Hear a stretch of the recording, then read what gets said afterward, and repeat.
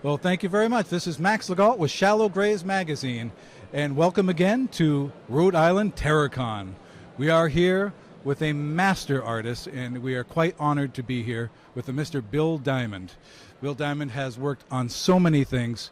It's take a look around. I don't even think I need to say what you've worked on. He's, of course, everybody, of course, always asks him about the Dark Crystal, which is, of course, it is near and dear to my heart. I know. And I know that's one of the things you get all the time. But he's currently doing some on-stage work.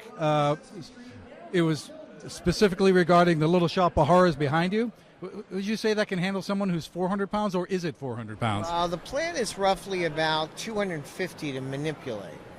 That's what its individual weight is. And then, of course, it'll handle the actor.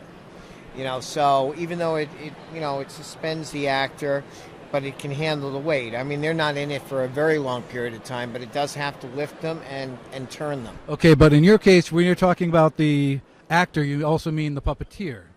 Well, the puppeteer is, I'm in it, so I'm suspending that weight. Okay. And balancing it. I always tell people it's like a big hang glider. You're kind of in the middle of it, and everything's around you. So you kind of, if you turn, it turns. So it pretty much follows your movements.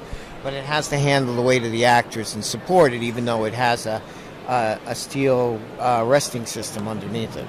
Okay, but in this case, that would be is the person for something like this one also going to be doing the voice, or is that going to be a separate actor somewhere else? This is the only show that I don't do a voice in. That's what I was going for. It is voiced by someone out in the orchestra pit. Usually the voice is either in the orchestra pit or off stage, not far from the conductor, or watching on a monitor. And then I do all the lip sync on stage, but I'm with the actors on stage, so I have to stay in sync with them and stay in sync with the audio and the orchestra.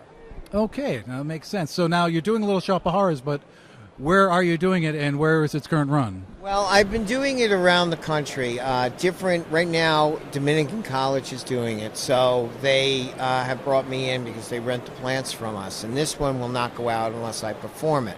So I'm doing it with a cast that they have in their theater program, and then it is being done again in August. So that one still hasn't done the schedule. So I wind up doing it at different places around the country.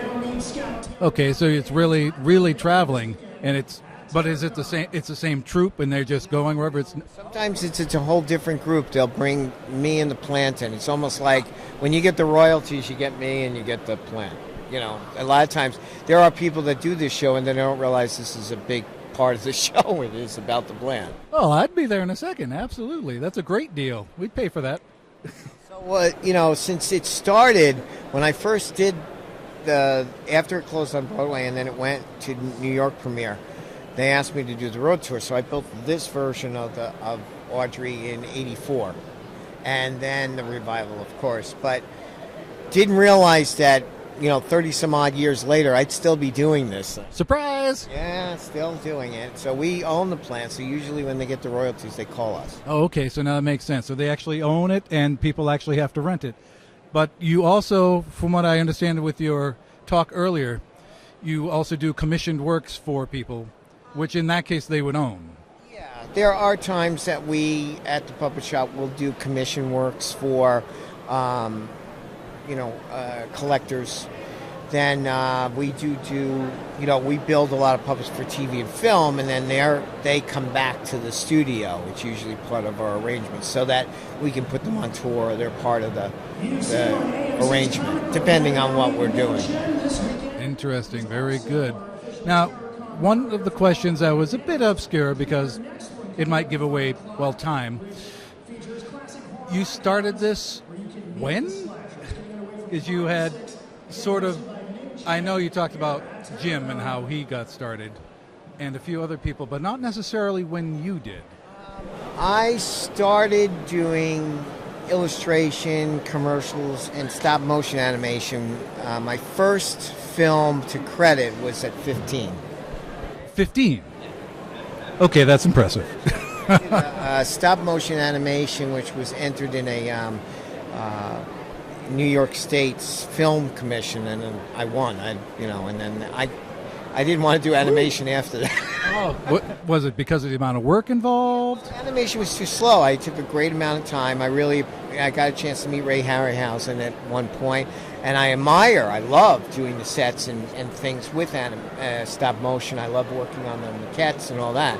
But I'm not, I like the instantaneous. I get too many things that I want to do, and I don't want to be there for 2 years on one film.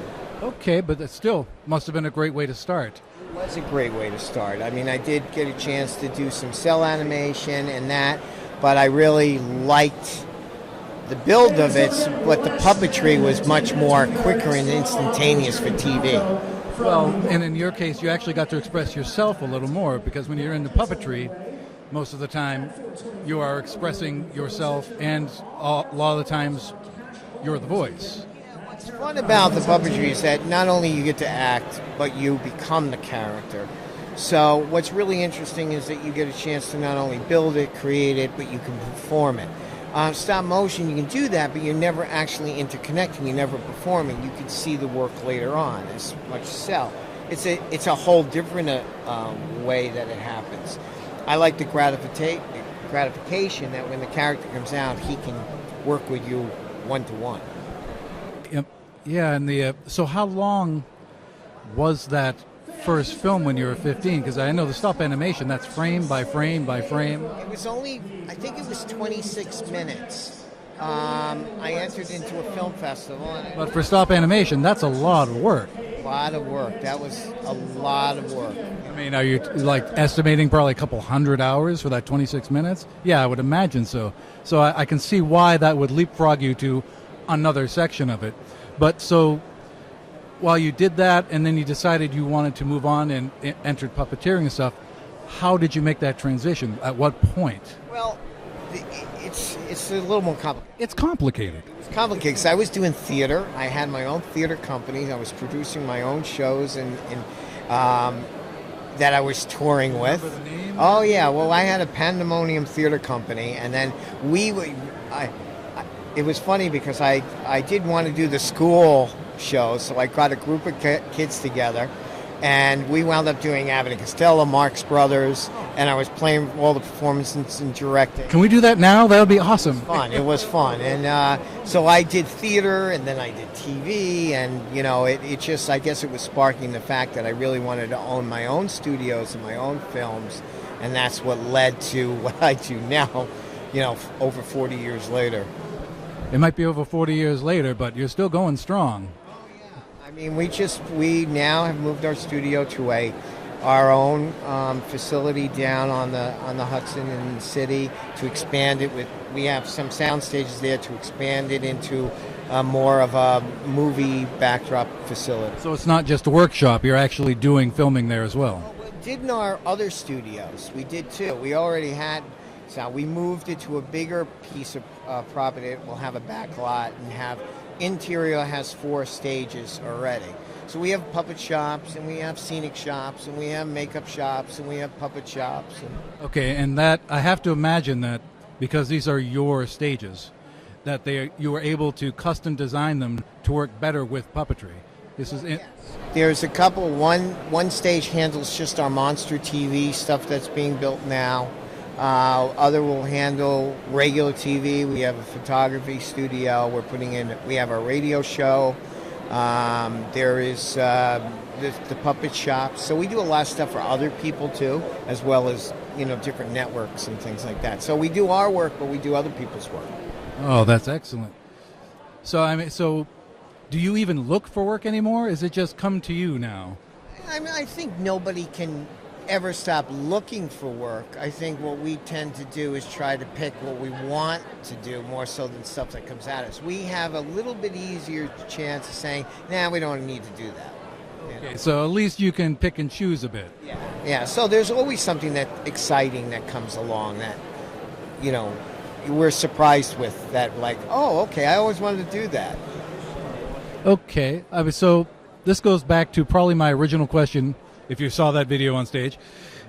So, again, now you're going to stages. You're moved to a different location.